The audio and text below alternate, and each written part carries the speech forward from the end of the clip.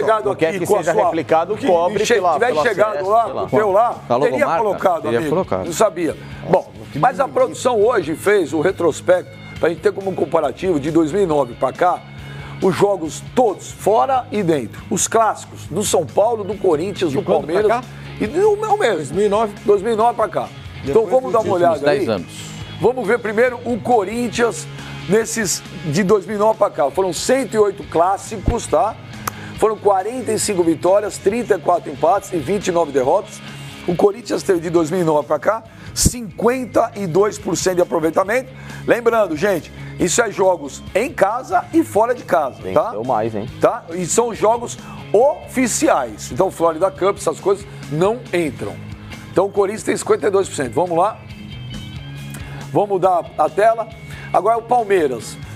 Foram 98 jogos, foram 34 vitórias, 26 empates, 38 derrotas, 43% surpreendente. de aproveitamento. Mas tem que levar em conta também, nessa época aí, o Parque Antártica fechou, né? Não, e o Palmeiras teve de 2010 a 2014, times horrorosos. De 2016 para cá. Vamos lá, vamos pro próximo. Então tá aí vamos lá pro São Paulo. Foram 104 jogos, foram 28 vitórias, 26 empates, 50 derrotas. Então, isso que chama atenção. 35% de aproveitamento.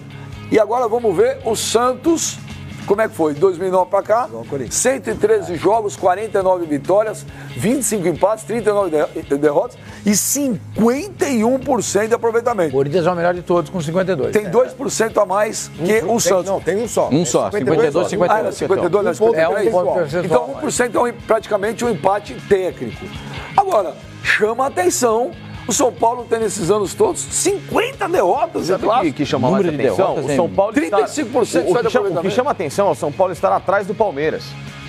Porque o São Paulo, nesses anos, ele teve... O São Paulo brigou 2 anos para não cair. Então, ele brigou 2 anos para não cair, Pascoal. Brigou 2 anos para não cair. Vamos lembrar de 2009 disso. até 2014... O Palmeiras caiu em 2014. Então, o Palmeiras caiu em 2014, o Palmeiras caiu em 2012, o Palmeiras brigou assim, praticamente caiu em 2014, não caiu na última rodada, com o gol do Santos, etc e tal.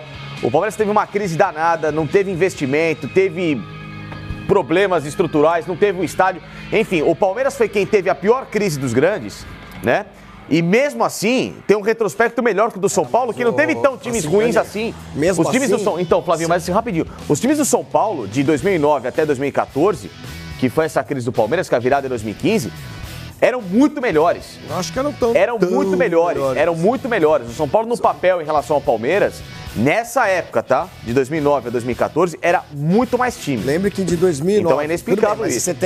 Aí você tem 15, 16, 17, Não, aí virou. Aí virou o jogo, Então são 4 anos em que o Palmeiras cresce muito e o São Paulo continua ruim. Exatamente. Continua estagnado. Por isso, isso explica... O Palmeiras estava lá embaixo e subiu. O São Paulo está numa linha. Lá medíocre, lá embaixo, mais abaixo. Mas o São Paulo, Pascoal, não pode ter um aproveitamento igual esse. Não pode ter 50% de derrota no... 50% não, 50 derrotas no... Mas acho que quase 50%. Quase 50%. Quase 50%. Põe a tela do São Paulo de novo, por favor. São 98 jogos, é isso? Põe aí, produção, do São Paulo primeiro. Vamos ver de novo. É porque chama atenção. Quase a metade. 35% de aproveitamento é muito pouco. Quase a metade de derrotas. É muito pouco. É muita coisa, gente. É muita coisa. Olha lá, 104 jogos, quase a metade. Mas é quase 50%. Quase 50%. E o São Paulo ganhou do Palmeiras nesses anos, no Pacaembu. Em 2012 ganhou em 2010 também. Mas esse retrospecto está muito atrelado aí ao fato de ser fora de casa, né? Não, é tudo. Então, mas aí que tá. O São Paulo ele tem um aproveitamento, se a gente desmembrar isso daí, o aproveitamento no Morumbi não é tão ruim quanto o aproveitamento fora de casa. Fora de casa é pior ainda. São Paulo não, fora de casa é ridículo. É ridículo. Na Arena do Palmeiras, também não é grande coisa. Mas é melhor do que o aproveitamento fora de casa. Fora de casa, o São Paulo é praticamente um sparring. Gente, o negócio dele chama muito atenção. Ó, e tem uma vitória aí nisso daí, que eu me lembro muito bem, que aconteceu em 2011, que o Santos vai jogar a final do Mundial lá no Japão, Mundial lá no Japão. Ele entra com o time reserva contra o São Paulo em Mogi das Cruzes, Mogi Mirim, e perde por 4-1. Sim. Você lembra desse jogo? Lembro. Jogou todo. Não porque jogou foram ninguém. Os clássicos na última rodada e aí direcionaram esse jogo. Mas também tem o Corinthians com o time todo reserva, campeão brasileiro, e enfiou 6 no São Paulo. Não. Mas o Corinthians, antes do Mundial, perdeu do São Paulo também, que foi o jogo que o Tite falou que foi o jogo da virada.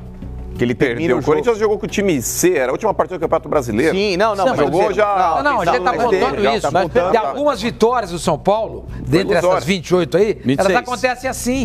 Vitória 28, entendeu? Acontece. Eu tava dando uma olhada outro dia no retrospecto, vendo o retrospecto de Santos e Palmeiras. Santos e Palmeiras? Acho que era isso, Santos e Palmeiras. Aí eu vi lá, em 1965, Palmeiras 7, Santos 1. Falei, caramba, eu não me lembro desse jogo. Aí eu fui ver, no mesmo dia, o Santos estava jogando a semifinal da Libertadores contra o Penharol. Botaram um time reserva. Mas tá lá na história, o Palmeiras jogou do Santos de 7-1. Tá lá na história. Aí você vai ver, não jogou ninguém. Porque na mesma noite o Santos estava jogando contra o Penharol em Montevidéu, pela semifinal da Libertadores. A burrice do futebol e vai pra história. Ela é histórica. E vai pra história. Tá lá na história. Que nesse jogo, Santos e São Paulo e Mogi das Cruzes, Mogi Mirim. Santos 1, São Paulo 4. Não jogou ninguém. Agora, time que precisa ser campeão precisa ganhar os clássicos. E coincidência ou não, quando foi o último título brasileiro de São Paulo? 2008. 2008. Nós pegamos 2009 pra cá. 8. De 2009 pra cá, que São Paulo não consegue ganhar clássicos, praticamente não ganha clássico, não ganha título. Foi ganhar só um título sul-americano que não teve clássico. Agora, campeonato... Em 2005 foi o último campeonato paulista. E os números do Santos são muito turbinados, eu acho, pela boa presença do Santos em campeonatos paulistas nos últimos anos. É o grande papão de títulos estaduais. O Santos... Por isso, essa é uma outra situação que promove e provoca no São Paulo o seguinte: quinta-feira o São Paulo passa a ter a obrigação de vitória contra o Guarani, né? Não tem esse negócio, o São Paulo vai jogar pensando na Libertadores. O jogo da Libertadores na semana que vem passa diretamente pelo jogo de quinta-feira contra o Guarani. Não ganha para ver contra o Guarani como é que vai chegar lá. É aquele negócio, vai empacotando a coisa, vai virando bola de neve. Vira bola de neve. E o próprio treinador de São Paulo, Jardine, sabe disso.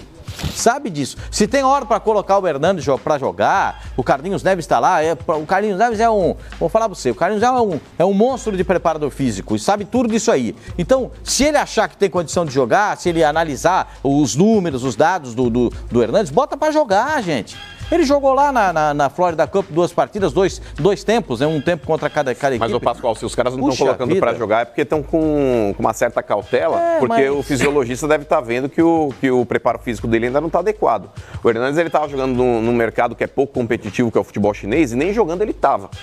Então não dá pra gente se iludir com duas participações que ele tenha feito. Ele não jogava na China. Então, mas é que tá, exato. Não dá pra gente se iludir com uma situação que ele foi obrigado até entrar em campo lá nos Estados Unidos, porque tem aquela questão contratual, o time quando vai pra lá tem que levar os principais jogadores, ou você acha que o departamento médico do São Paulo e fisiológico não gostaria de ter deixado o Hernandes no futebol brasileiro? Levaram pra lá, Pascoal, justamente por ser uma exigência do Palmeiras. Peraí, eu vou fazer uma pergunta. O Reinaldo Prudente da Silva. Esse retrospecto ridículo do São Paulo em clássicos deve-se a quê, na opinião de vocês? Tremer em jogos grandes ou por elencos mal formados com jogadores pipoqueiros? Elencos mal formados, São Paulo. Trocas constantes de treinador, falta de planejamento da diretoria para não dar sequência a uma base. O São Paulo teve inúmeros problemas administrativos que se refletem, sim, nessa força em relação aos rivais. Agora, só corrigindo, aquele São Paulo e Corinthians 2012, antes da final do Mundial, o Corinthians jogou completo. Mas já tá a cabeça longe, né? Não, tudo bem. Já tá com passaporte no bolso. E o São Paulo jogou reserva, né? E tudo bem, não valia nada o jogo, o Corinthians com a cabeça no Mundial, mas foi o jogo que o Tite falou, esse jogo a gente não podia perder nunca, né? E aí ele vai e motiva o time para São Paulo. O Edemir Bacelar fala aqui, olha, o São Paulo quando tem... É uma teoria interessante. O São Paulo, quando tem técnico, não tem elenco. Quando tem elenco, coloca um auxiliar que ainda não está preparado. Aí fica difícil. É uma teoria. Mas veja, essa é a atenção que vive o Jardine agora. Assim como o Palmeiras está mostrando para todo mundo como é que você tem que se planejar para uma temporada, o Flamengo nos últimos 2 anos mostrou para todo mundo que você não pode ter estagiário como técnico. Foi assim com o Zé Ricardo e foi assim com o Barbieri. E o São Paulo comete o mesmo erro. Eu posso quebrar a cara aqui. E o São Paulo ganhar a Libertadores com o Jardine, etc. Mas se fosse o presidente do São Paulo, se fosse o Raí, eu jamais deixaria o Jardine ser técnico nesse time. Jamais. Jamais. Ele não chegou nem a ser auxiliar técnico. Nada. Ele ficou 6 meses de auxiliar. O tempo suficiente para... O Carille, todo mundo vai comparar com o Carille, foi auxiliar técnico do 10 anos. 10 anos. Então, eu acho precipitado mesmo. E a situação do Carille, o Flavinho... Ele pode ser o Jardim, ele pode... E torço muito para que seja o melhor técnico do mundo. Mas o Carille, quando ele é efetivado também no comando do Corinthians, é bom a gente sempre frisar que o Corinthians ele deu uma chance pro Carille naquele negócio. Tô dando a chance, mas não tem opção. Também. Foi mais a necessidade do que realmente a vontade da diretoria. Tudo certo, acabou. Porque o Carille ele tinha passado recentemente. O São Paulo tinha. Quem? O São Paulo ele foi atrás aí de alguns treinadores. É que o Abel ele acabou optando por ficar no Rio de Janeiro, mas o São Paulo tinha condição, inclusive financeira, de ir atrás de um cara, talvez aí um pouco mais detalhado. Mas quem eram as opções? O São Paulo, pronto. O São Paulo que o Santos contratou era uma opção que o São Paulo poderia ter ido atrás. São Paulo foi atrás do Abel. Sim, mas eu optou por ficar no Rio de Janeiro. Então, mas o São Paulo tinha dinheiro. E a partir do momento que você vai atrás de Abel Braga, você sabe que custa caro. É o que eu falo. Se você não tem no mercado nacional, vá buscar fora. Mas vá buscar fora. Mas assim, deu tempo para o cara trabalhar. Nos últimos tempos, o São Paulo buscou 2, o Osório e o Baldo. Imagina se o São Paulo perde mais um treinador para a seleção. Só que em meio desses dois, o São Paulo vivia uma crise administrativa das piores, né? Agora, uma outra questão que explica o porquê de clássicos que são vencidos ou não, de planejamento. De 2009 até 2014, né? O Palmeiras foi um time que mudou, a cada ano mudava, contratava, crise, não tinha dinheiro, etc e tal, ou seja, você não tinha uma base. O São Paulo da mesma forma, sempre foi um time que teve um elenco por ano. Corinthians e Santos, que são os caras que moeram os clássicos recentemente, tiveram por muito tempo a mesma base. O Corinthians teve a mesma base de 2009 a praticamente 2016. O Santos teve a mesma base de 2010 até praticamente 2014. Então você pega times com o mesmo elenco, mais sólidos, trocando uma ou outra peça, fazendo, sabe, o mesmo planejamento de técnico, da forma de jogar bola. E isso faz uma diferença. Se você a cada ano, em relação aos seus rivais que estão fortes, você fica trocando e não consegue ter uma uniformidade de planejamento, você não vai conseguir jogar. Então a explicação foi essa. Por que de 2015, como o Flavinho trouxe a informação aqui, o Palmeiras, até agora, conseguiu ser um time mais forte? Porque ele tem uma ideia de jogo, tem um novo elenco, tem uma base sólida. O São Paulo não tem isso. É o único time que daqui pra frente só muda elenco a cada ano. Os outros mudaram muito pouco. Ou seja... Não é só elenco, é também na questão de técnico. Tudo.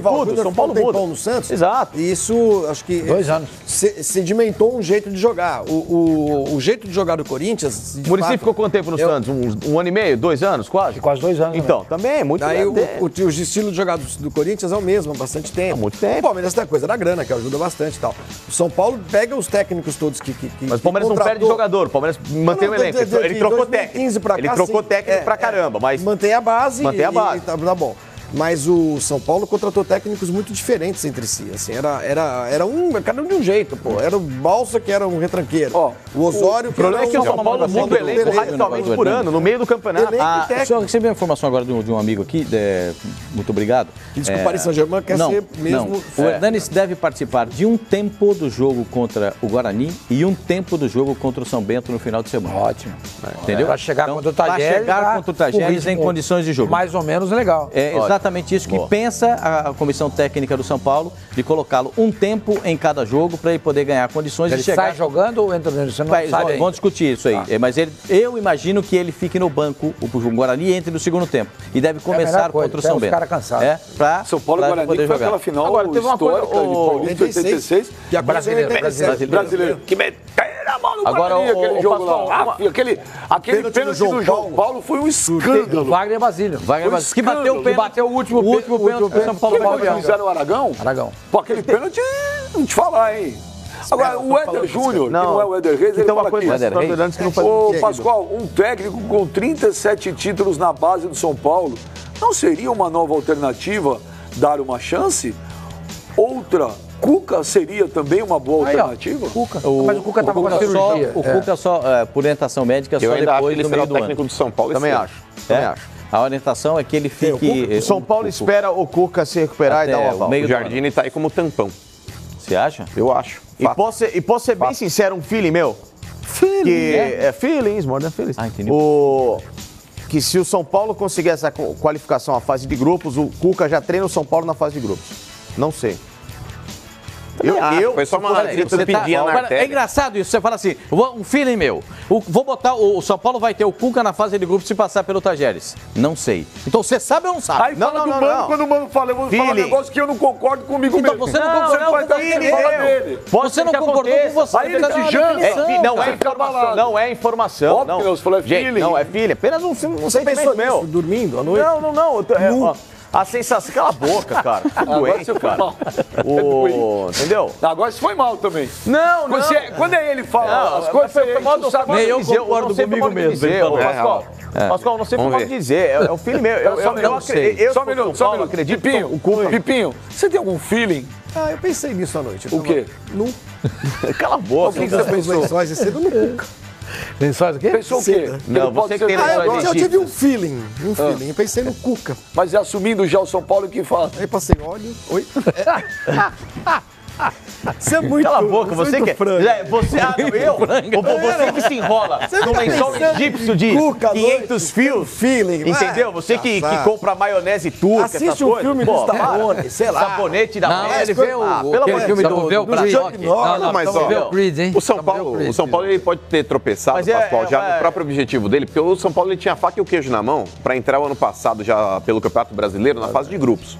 O São Paulo ele deixou escapar pelos dedos uma chance preciosa. Do Jardine, inclusive. Aí que tá. Aí chega aí, Flavinho, ano de 2019. O São Paulo prevendo que ele já praticamente teve um fiasco no Campeonato Brasileiro, não pelo fato de não pegar uma vaga para Libertadores, mas pegar essa vaga que antecede, é muito complicado, cara. Se você não tiver um time já ajeitadinho, com um treinador que tenha um lastro para segurar esse rojão, você pega numa dessa aí. Se você dizendo isso, você tá dizendo pro torcedor, se não passar pelo Tajeres, caiu o treinador. Mas é óbvio, Pascoal, eu não tô dizendo isso, eu tô afirmando isso, com todas as letras. Isso não é feeling. Não, isso não é feeling. Se numa dessa o Jardine tropeçar no Tajeres, aí eu tropeçar no próximo adversário, e ele não se classificar para a fase de grupos, a chance dele ser demitido é de 100%, cara.